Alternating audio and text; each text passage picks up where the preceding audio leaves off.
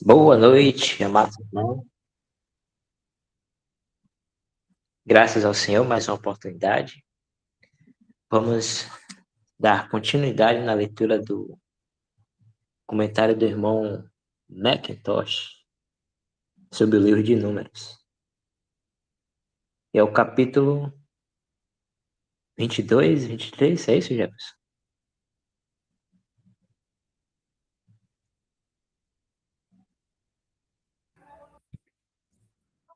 Deixa eu olhar aqui a pesca aqui. Opa, peraí. Você falou o quê? Tá, desligado aqui.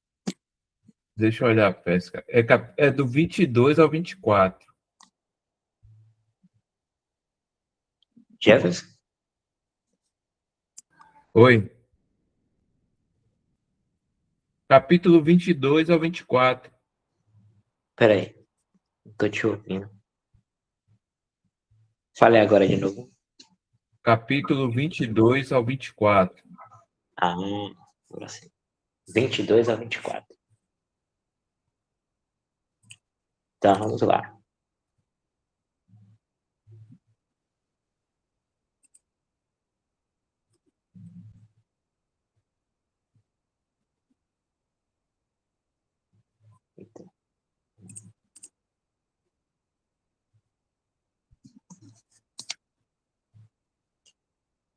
Assim também, quando nos voltamos para o livro dos Cânticos, vemos a mesma coisa. Ali, o noivo, ao contemplar a noiva, declara-lhe: Tu és toda formosa, minha amada, em ti não há mácula. Cântico dos Cânticos, capítulo 4, versículo 7. Ela, ao falar de si mesma, só consegue exclamar: Sou negra. Cânticos, capítulo 1, versículo 6. Da mesma forma, em João 13, o Senhor Jesus olha para os seus discípulos e os declara completamente puros. Embora poucas horas depois, um deles tenha amaldiçoado e jurado que não o conhecia. Tão vasta é a diferença entre o que somos em nós mesmos e o que somos em Cristo, entre a nossa condição atual e o nosso estado potencial.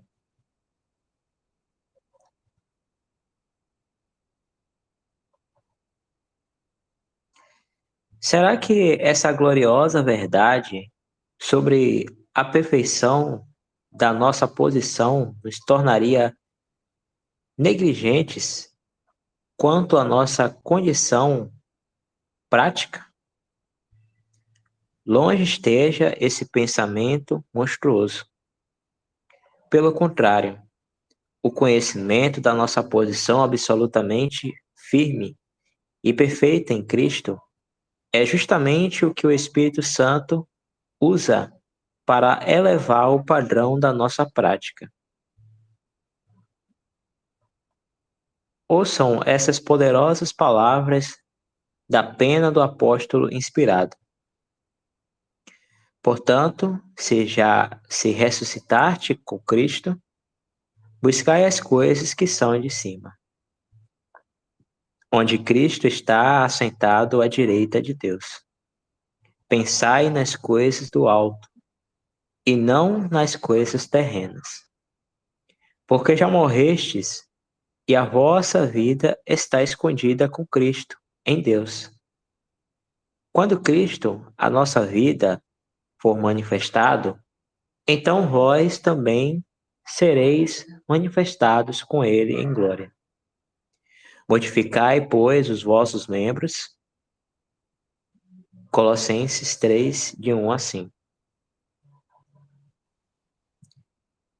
Nunca devemos medir a nossa posição pelo estado atual, mas sempre julgar o estado atual pela nossa posição.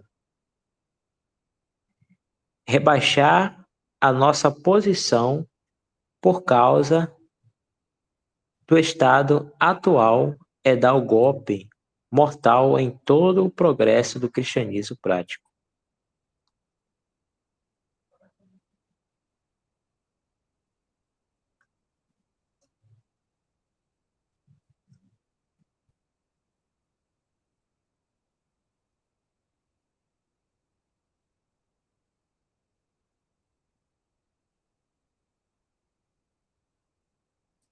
Interessante, né, irmãos, esse ponto aí que o irmão traz, né? Porque realmente é uma situação que deve ser pensada, né? Essa questão de posição, né, e de condição e de estado, né? Uma coisa que não sabia antes, né? De conhecer a verdade, só agora, né? Pelo menos eu, né? Certamente a maioria, né, passou a entender isso, a questão de posição e da questão da condição, né, do estado em que a pessoa, em que o cristão se encontra. E é interessante ele trazer esse ponto de que o entendimento disso vai ser muito importante na questão da progressão, né, da vida cristã aqui. Então, a gente não pode medir a nossa posição com a nossa condição atual. Como ele falou, vai terminar acontecendo uma involução. Então, você não vai progredir, porque você está olhando para a sua condição, ao invés de primeiro olhar para a posição. E sempre julgar a sua condição. O que é isso? O seu andar, o seu testemunho, a vida prática.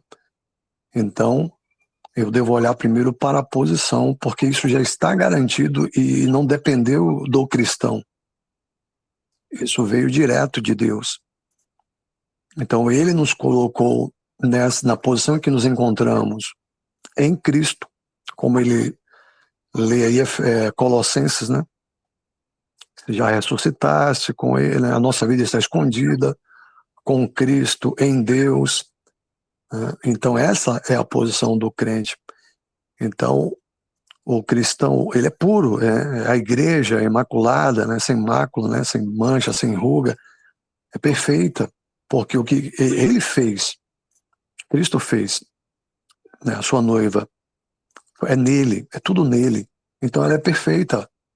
É assim que Deus nos enxerga, de forma perfeita. Agora, na luz, não mais em trevas. Às vezes a gente até costuma, no comentário ou na oração, e ficar chamando a gente de pecador. Eu sou um pecador e tal. Eu sou muito... até num bom sentido, querendo se humilhar diante do Senhor e tal. Mas parece que é errado fazer isso. Ao se deparar com esse assunto, parece que erramos quando, numa oração ou numa conversa, eu sou o pior pecador, eu sou um pecador arruinado. Não, o Senhor não olha mais assim, né, para nós. Deus não vê mais isso. Deus não vê um pecador arruinado. Deus vê um salvo por Cristo. Deus vê uma pessoa pura, limpa, né, totalmente sem mancha, justificado, totalmente, né, justificado. Ou seja, a obra de Cristo, quando ele brada na cruz, né, está consumado, a dívida foi paga, é assim que é no grego, né? A dívida foi paga totalmente. Então não tem mais nenhuma dívida, não tem mais nenhuma sujeira. Estamos limpos para entrar, né, direto no trono, diante, né, do trono, da graça de Deus. E lá em Hebreus, acho que a gente vai encontrar, né, para entrar com ousadia, né? Não tem mais que ter esse receio, esse temor. Mas eu sou um pecador, eu sou muito fraco, Não, entremos com ousadia diante do trono da graça de Deus, lembrando que Cristo, né, ele, com o seu sangue derramado, por assim dizer, pavimentou o caminho que nos leva ao trono da graça de Deus. Então, é muito interessante isso que o irmão está chamando a atenção, porque às vezes um cristão até verdadeiro, ele pode ter um caminhar, e mesmo hoje conhecendo a verdade, ele ainda pode ter um caminhar muito frustrado, ele pode ter um caminhar realmente muito cheio de fraquezas, justamente por não estar entendendo isso. e que a vida do cristão é por fé e não por vista. É por fé. Então ele precisa crer na palavra de Deus, na posição que ele se encontra, né? E não ficar medindo ele, anulando a posição por conta da condição. Porque se ele ficar fazendo isso, ele terminará como ele está falando aí. Ao invés de ter uma progressão, né, na vida cristã, ele vai ter uma regressão, porque ele está olhando o estado atual, a condição, e não a posição. Então é muito interessante isso, porque aí vai realçar a fé. Se eu ficar olhando para a minha condição, a fé é morta. Cadê a fé? Então o andar do cristão é por fé. Ele precisa sempre olhar para o que as Escrituras diz. Fomos elegidos em Cristo antes da fundação do mundo, eleitos, predestinados, uma vez salvo, salvo para sempre, não tem como mais perder a salvação. Não que eu não deva julgar, não é isso. Eu devo sim julgar a minha condição, mas andar por fé, entendendo a minha posição, que é completamente inalterada. A posição nunca altera, porque foi Deus, é perfeito o que está feito. Só a condição que altera, e mesmo assim eu não devo andar olhando com a minha fé na minha condição, no meu andar, porque ele é vacilante realmente. Mas a posição não. Então, se o cristão olhar para a posição que está em Cristo, aí esse caminhar, essa condição vai melhorar. E como diz, acho que é em Filipenses, né, a obra que o Espírito começou, ele vai aperfeiçoar até ao fim, né? Acho que é isso.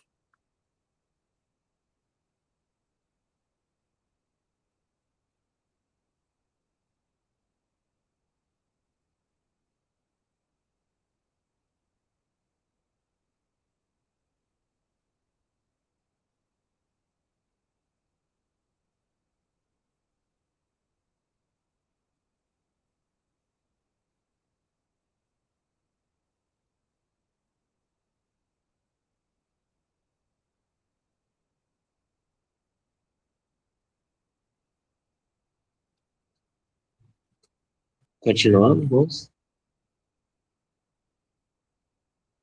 A verdade acima é ilustrada com mais força, mais nas 4 palavras de Balaão.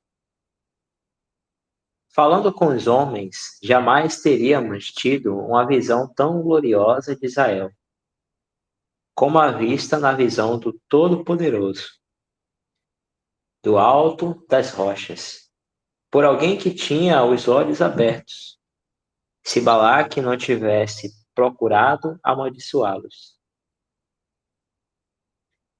Jeová, bendito seja o seu nome. Pode muito rapidamente abrir os olhos de um homem para a verdadeira situação do seu povo e para o seu julgamento a respeito deles. Ele reivindica o privilégio de expor os seus pensamentos sobre eles. Balaque e Balaão, com todos os príncipes de Moabe, podem se reunir para ouvir Israel ser amaldiçoado e desafiado. Podem construir 7 altares e oferecer um novilho e um cordeiro em cada altar.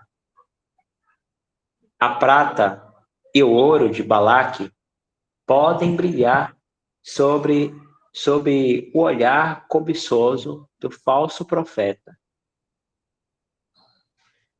Mas nem todos os poderes da terra e do inferno, homens e demônios combinados em sua sombria e terrível formação, podem invocar um único sopro de maldição ou acusação contra o Israel de Deus. Da mesma forma que o inimigo poderia ter procurado apontar uma falha naquela bela criação que Deus declarou muito boa, seria lançar uma acusação sobre os redimidos do Senhor. Ou não, eles resplandecem em toda a formosura que ele lhes concedeu. E tudo o que é necessário para vê-los, assim é subir ao topo das rochas, ter os olhos abertos para contemplá-los, do seu ponto de vista, para que possamos vê-los na visão do Todo-Poderoso.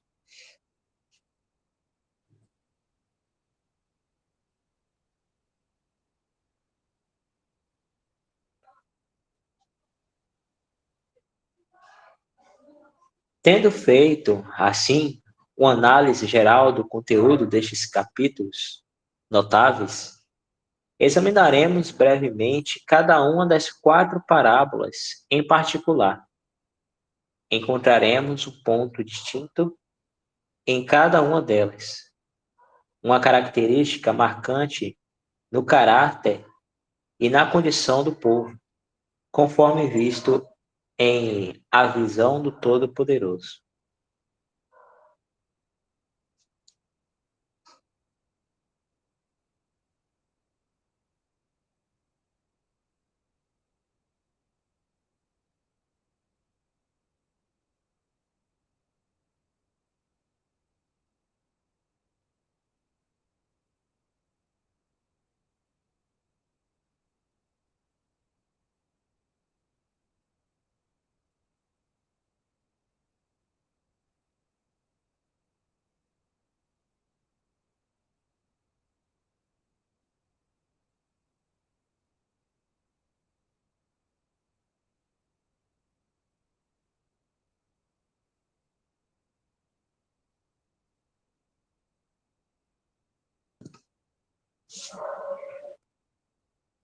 Na primeira das maravilhosas parábolas de Balaão, temos a nítida separação do povo de Deus de todas as nações, claramente exposta.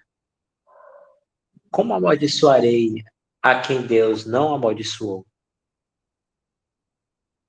Ou como desafiarei a quem o Senhor não desafiou? Pois desde o alto das rochas eu vejo, e desde os montes o contemplo. Eis que o povo habitará só, e não será contado entre as nações. Quem poderá contar o povo de Jacó e o número da 4ª parte de Israel? Só um momento.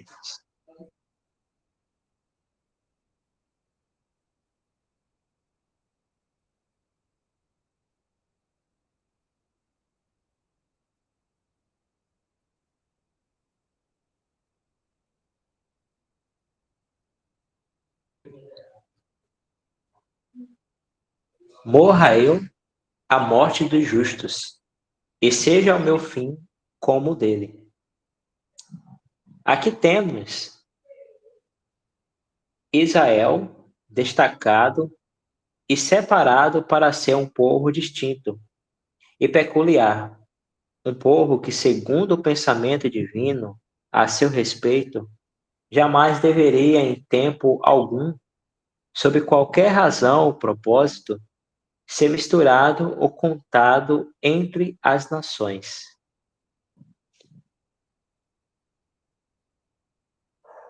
O povo habitará só. Isso é claro e enfático. É verdade para a descendência literal de Abraão e é verdade para todos os crentes hoje.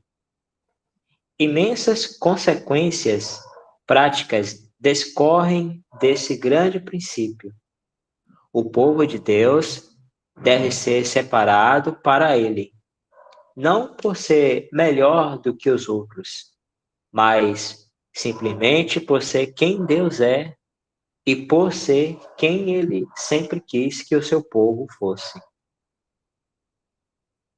Não nos aprofundaremos nesse ponto agora, mas o leitor faria bem em examiná-lo minuciosamente, à luz da palavra divina. O povo habitará só e não será contado entre as nações.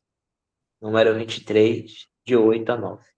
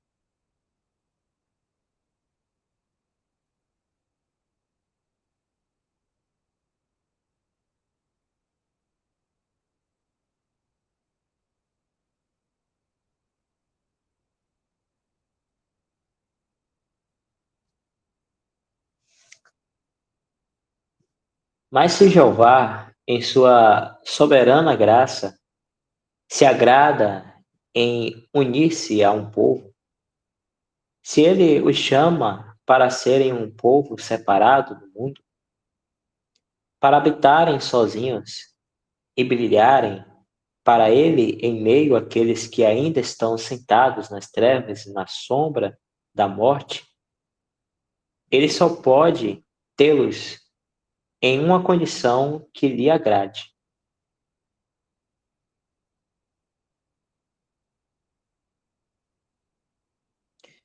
Ele deve torná-los como ele quer que sejam, como serão para o louvor do seu grande e glorioso nome. Portanto, na segunda parábola, o profeta é levado a descrever não apenas a condição negativa, mas também a condição positiva do povo. E ele pronunciou a sua parábola e disse: Levanta-te, Balaque, e ouve. Escuta-me, filho de Zipé.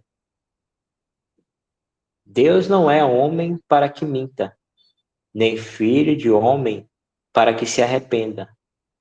Porventura diria ele, e não o faria? Ou falaria, e não cumpriria? Eis que recebi ordem para abençoar, e ele abençoou. E eu não posso revogar. Ele não viu iniquidade em Jacó, nem perversidade em Israel. O Senhor, seu Deus, está com ele, e o brado de um rei está entre eles. Deus os tirou do Egito. Ele tem como que a força de um unicórnio. Certamente não há encantamento contra Jacó, nem adivinhação contra Israel.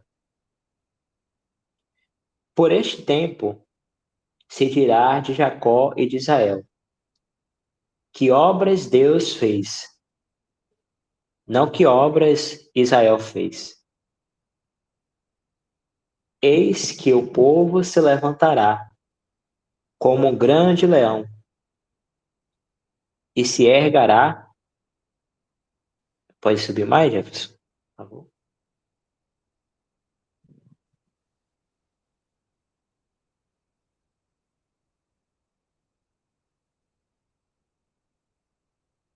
E se ergará como um leãozinho. Não se deitará até que ele come da presa e bebe o sangue dos mortos. Números 23, 18 a 24. Aqui nos encontramos em um terreno verdadeiramente elevado, e em um terreno tão sólido quanto elevado.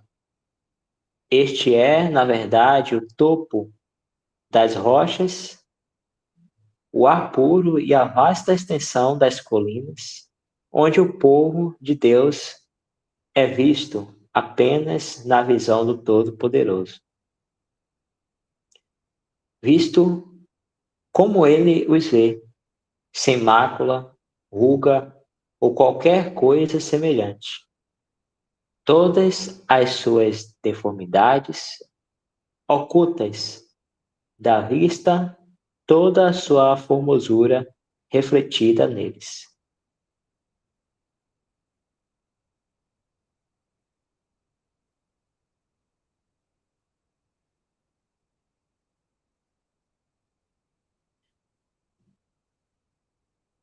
Nesta parábola sublime, a bem-aventurança e a segurança de Israel passam a atender não deles mesmos, depender não deles mesmos, mas da verdade e fidelidade de Jeová.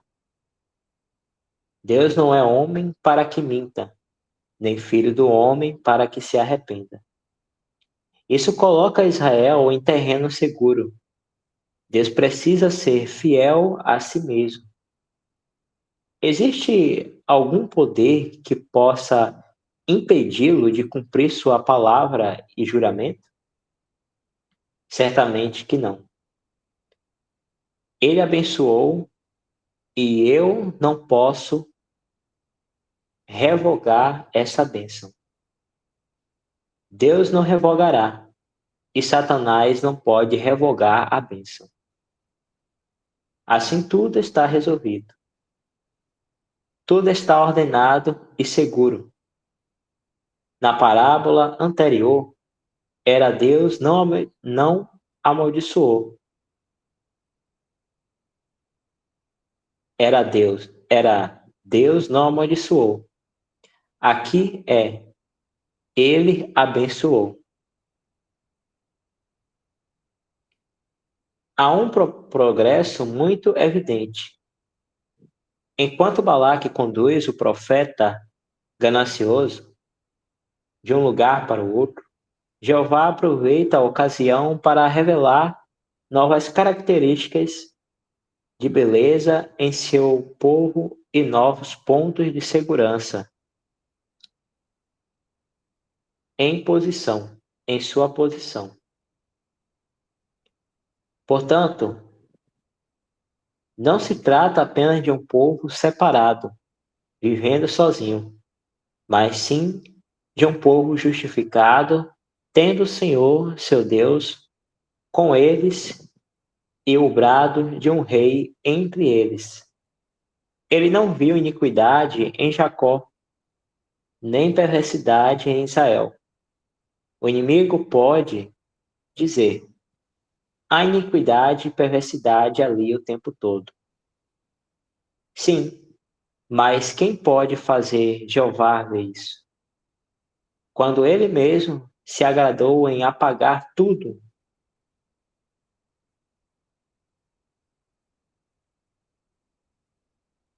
como uma densa nuvem por amor do seu nome. Se ele lançou isso para trás das suas costas, quem pode trazer isso à sua presença? É Deus quem justifica. Quem os condenará?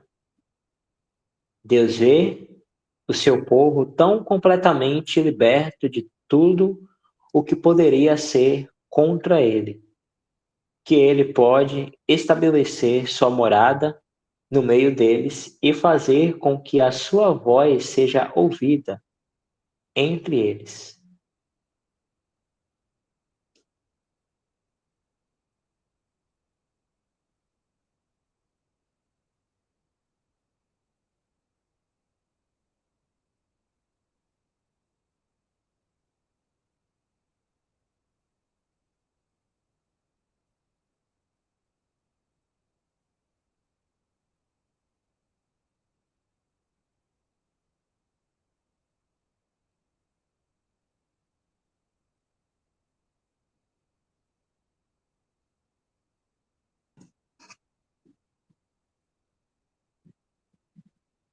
Então podemos exclamar: que obras Deus realizou? Não é que obras Israel realizou. Balaque e Balaão teriam encontrado muitos motivos para amaldiçoar, se o trabalho de Israel estivesse em questão. Louvado seja o Senhor, pois é sobre o que ele realizou que o seu povo se mantém firme. E o seu alicerce é tão sólido quanto o trono de Deus. Se Deus é por nós, quem será contra nós? Se Deus se coloca entre nós e todo inimigo, o que temos a temer? Se ele se dispõe em nosso favor a responder a cada acusador, então certamente a paz perfeita nos será concedida.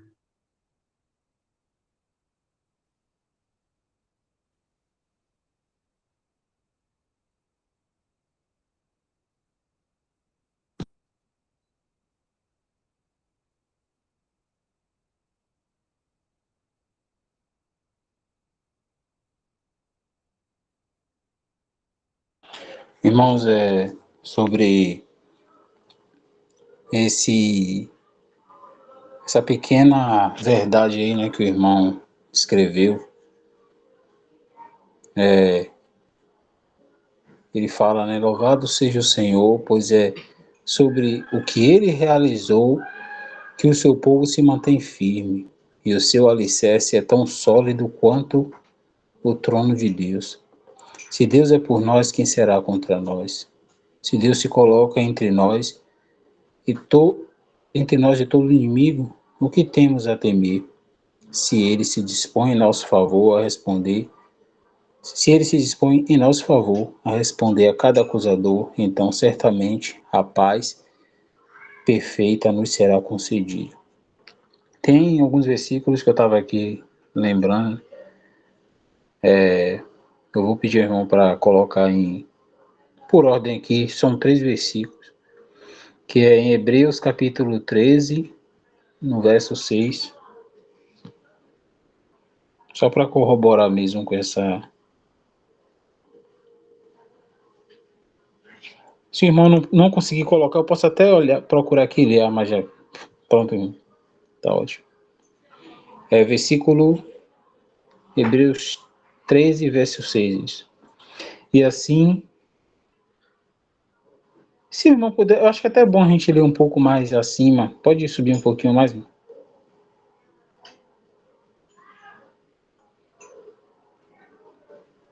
Não, do 5 em diante, tá bom. Até o 6, do 5 até o 6. Pronto. Sejam vossos costumes sem avareza, contentando-vos com o que tens, porque ele disse, não te deixarei, nem te desampararei. E assim com confiança ousemos dizer, o Senhor é o meu ajudador, e não temerei o que me possa fazer o homem. Tem um outro versículo que está em 1 João, capítulo 4, no verso 4.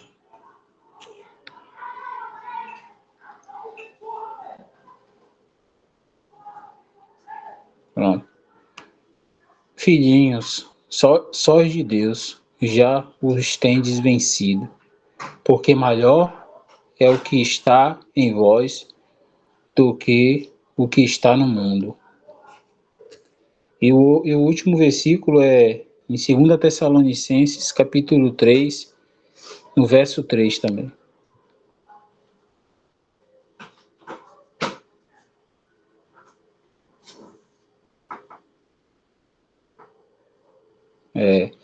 Mas fiel é o Senhor, que vos confirmará e guardará do maligno.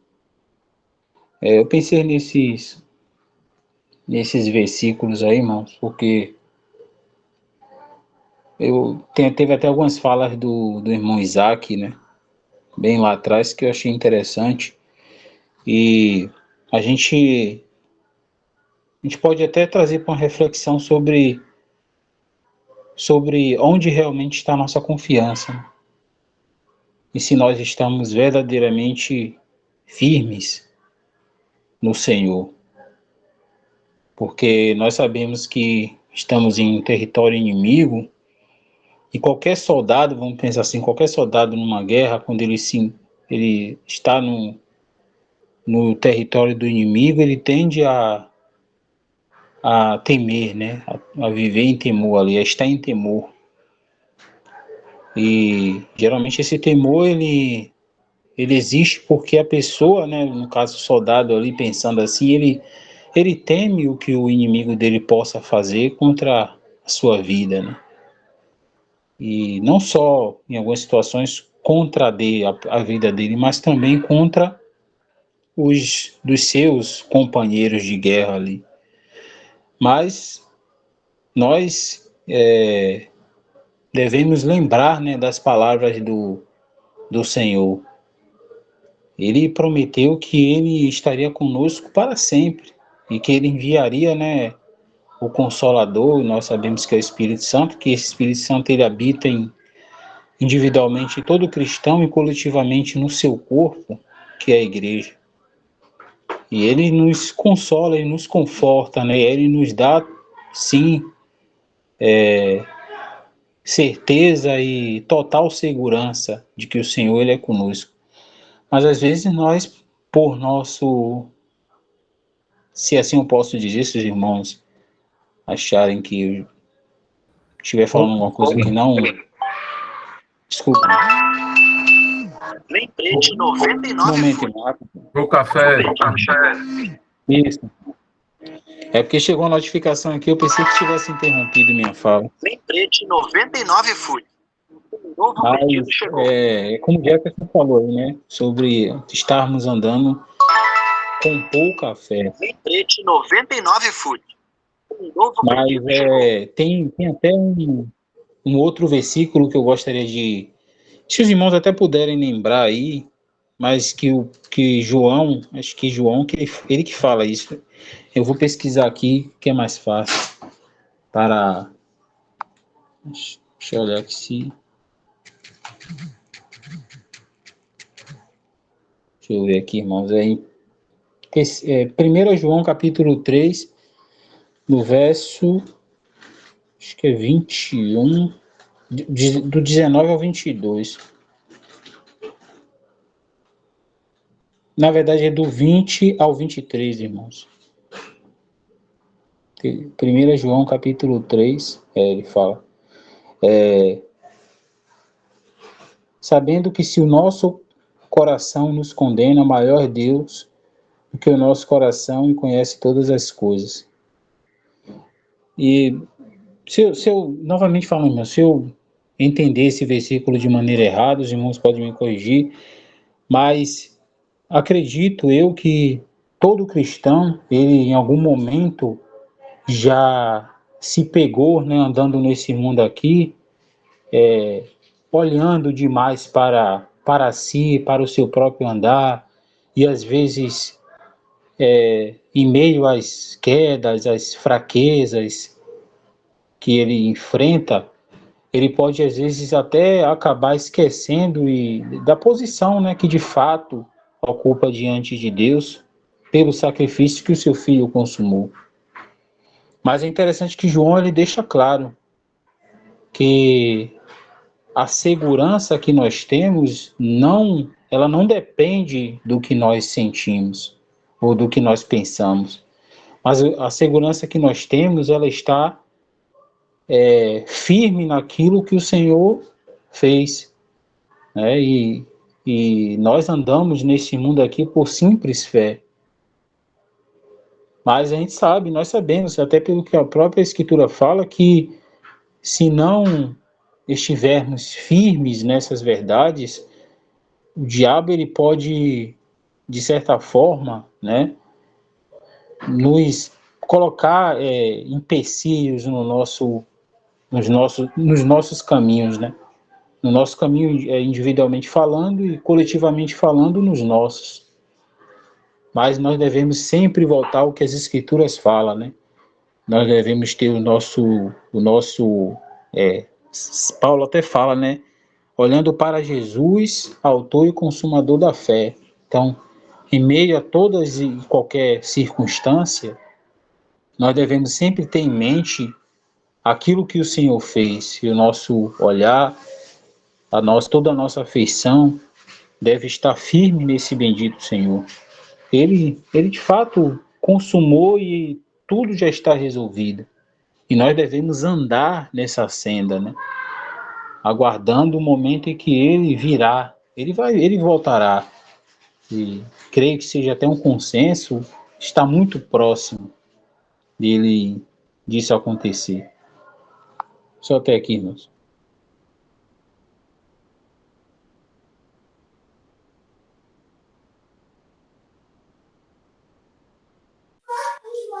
Irmãos, tá chegando o horário, né? Mas eu também veio um pensamento, né, sobre esse assunto.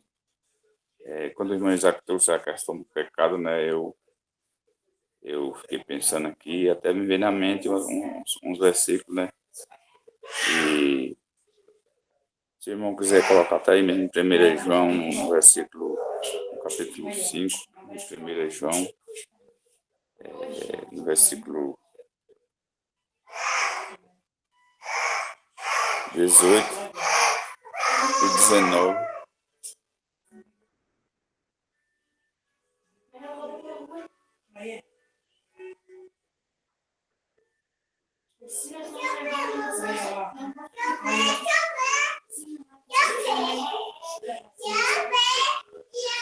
Escuta.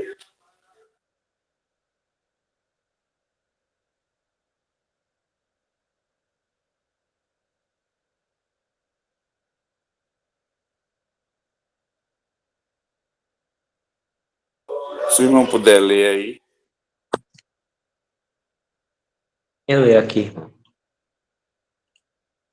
Versículo 18? Só? 18 e 19. Ok. Sabemos que todo aquele que é nascido de Deus não peca, mas o que de Deus é gerado conserva-se a si mesmo, e o maligno não lhe toca. Sabemos que somos de Deus e que todo mundo está no maligno. Então, irmão, voltando aí no assunto do livro, né? Até na semana passada veio esse assunto sobre questão de o inimigo, ele não pode tocar, né? Ele não pode tocar num crente sem a permissão do Senhor, né? E aí, voltando para o assunto do pecado, eu creio que o irmão Isaac trouxe um pensamento que nós não devemos ficar falando que somos pecadores, né? Porém, nós somos, assim, porém nós somos pecadores redimidos, né? Do Senhor. E aí, pensando nesse assunto, eu até lembrei de duas passagens, né? Que mostra que nós somos pecadores, né? Não está falando, vamos dizer assim, não creio que seja correto estar repetindo, falando, eu sou pecador, no sentido de sem temor, eu creio que sem temor, mas dizer que nós somos pecadores, eu creio que é correta a palavra, ela dá base para isso, né? Aí, esse vamos colocar até no 1 João, aí no capítulo 1, mesmo, no versículo 8 a 10, vai ter uma base, e depois 1 Timóteo capítulo 1, versículo 15.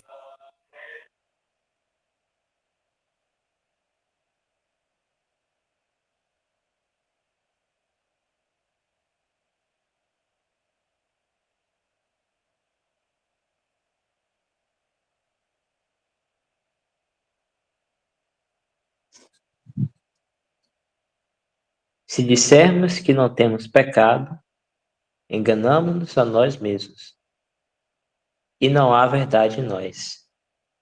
Se confessarmos nossos pecados, ele é fiel e justo para nos perdoar os pecados e nos purificar de toda injustiça. Se dissermos que não temos, que não pecamos, fazemo-lo mentiroso, e a sua palavra não está em nós. Agora, se vamos poder botar aí em 1 Timóteo capítulo 1, versículo 15.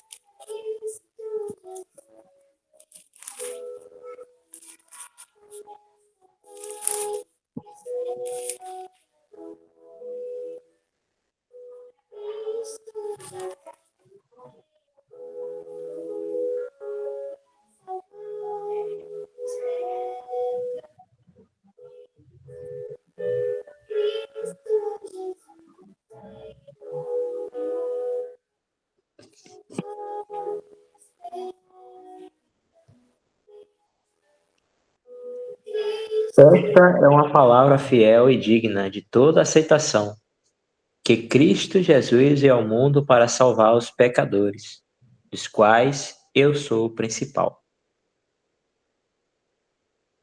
E aí, só mais uma última, para finalizar, é Marcos 2, acho que 17.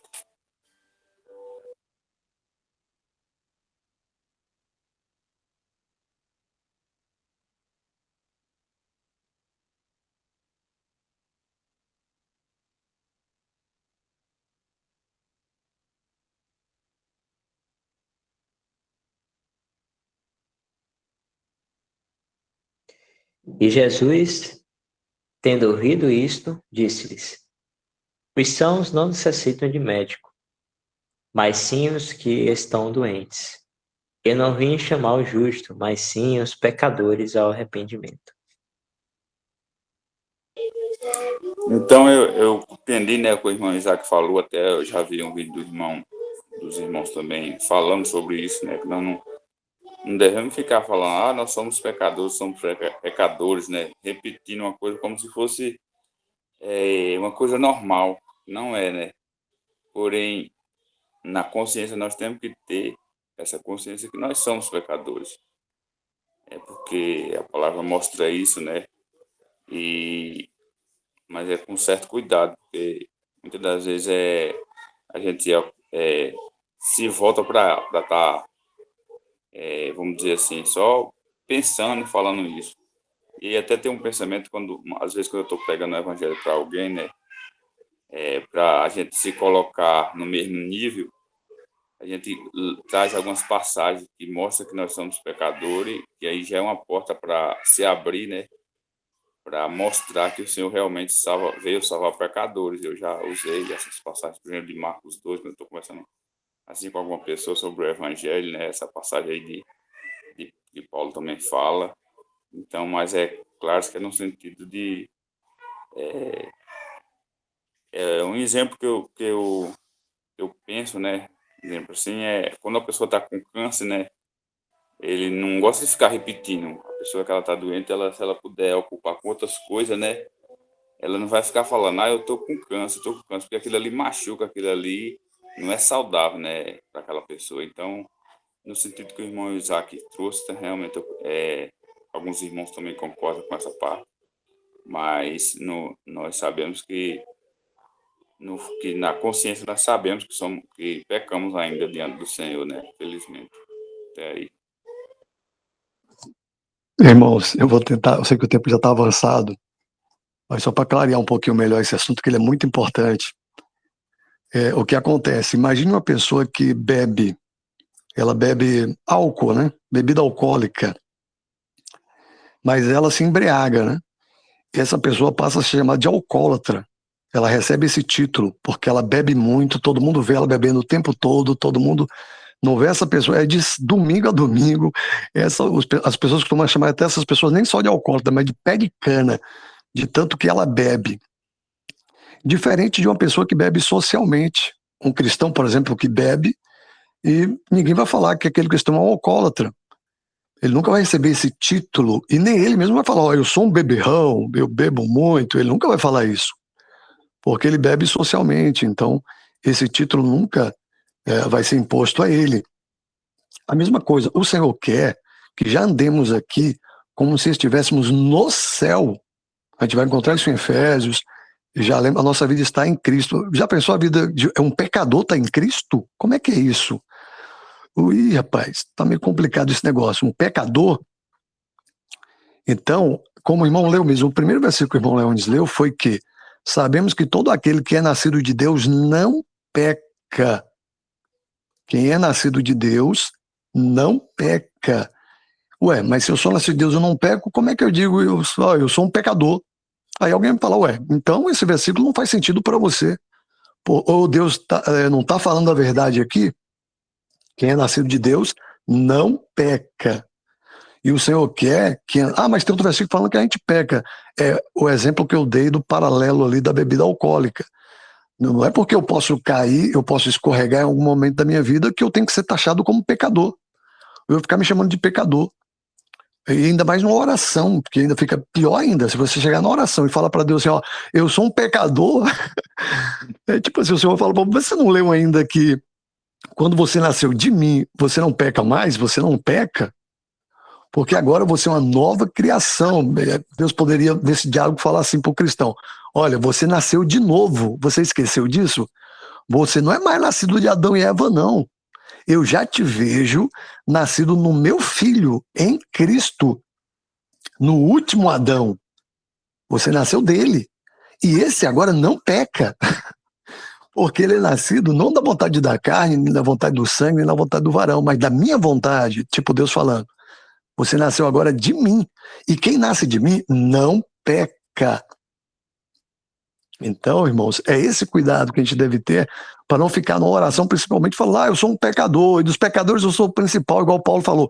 Paulo está falando na horizontal, eu não lembro ali o contexto, mas ele deve estar defendendo ali o seu apostolado, alguma coisa do tipo, e ele está se humilhando. Então, assim, se eu estiver numa pregação e eu tenho que me humilhar, ou alguma coisa como o Leônidas falou, eu quero ganhar uma pessoa ali para Cristo, e ela não vai entender nessa doutrina, então beleza, eu posso chegar nessa pessoa e falar, não, todo mundo é pecador, todos são pecadores, e tal, tudo bem.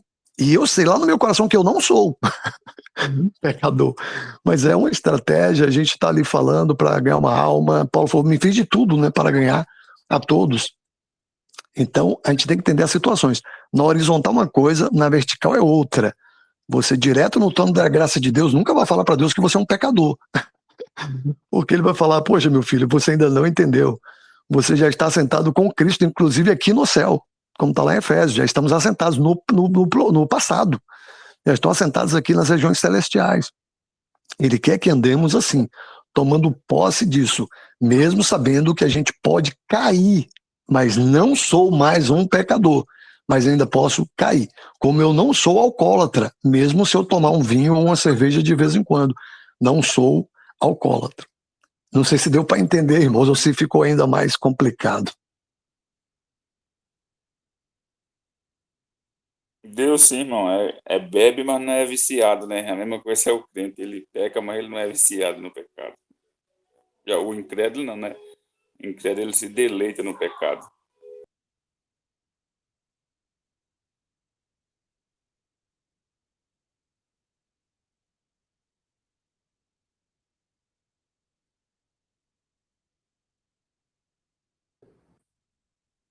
Ok, irmãos, chegamos aqui, são 21 horas e 14 minutos.